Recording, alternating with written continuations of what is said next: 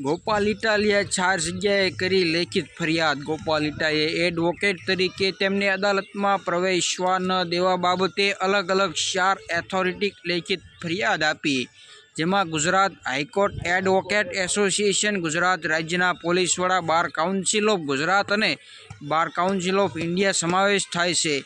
તેઓએ social media પર એમ જણાવ્યું છે કે પોલીસ દ્વારા કરવામાં આવેલી આ પ્રવૃત્તિ વિશે તેઓ વિધાનસભામાં પણ રજૂઆત કરશે। મિત્રો, તેને સપોર્ટ કરવા માટે આ વિડીયોને વધુમાં વધુ શેર કરજો। અને બીજી આગળ વાત કરું તો પોલીસે ગેરકાયદેસર રીતે અટકાવ્યો આરોપ। ગોપાલ ઇટાલિયાએ સોશિયલ મીડિયા પર પોસ્ટ કરીને જણાવ્યું હતું કે ગઈકાલે રાજપીપળા જિલ્લાના અદાલતની બહાર નર્મદા જિલ્લા પોલીસ દ્વારા ગેરકાયદેસર રીતે અને ગેરબંધારણીય રીતે સત્તાનો દુરુપયોગ કરીને તેઓ અદાલતની જતા રોકવામાં આવ્યા હતા। તેઓને જણાવ્યું કે એડવોકેટ તરીકે તેઓને અદાલતની અંદર જવાનો અધિકાર છે અને પોતાની વકીલ વતી કોર્ટમાં હાજર રહેવાનો અને દલીલ કરવાનો પણ અધિકાર છે। ઇટાલિયાએ કહ્યું કે પોલીસ ગમે તેવો ગંભીર પ્રશ્ન હોય તો પણ તેઓએ કોર્ટમાં જતા રોકી શકે નહીં।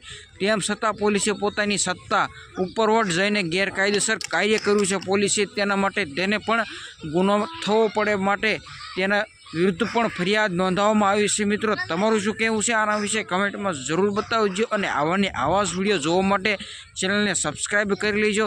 બસ મળશું બીજા વિડીયોમાં। આ વિડીયોમાં આટલું જ તે। Bye bye.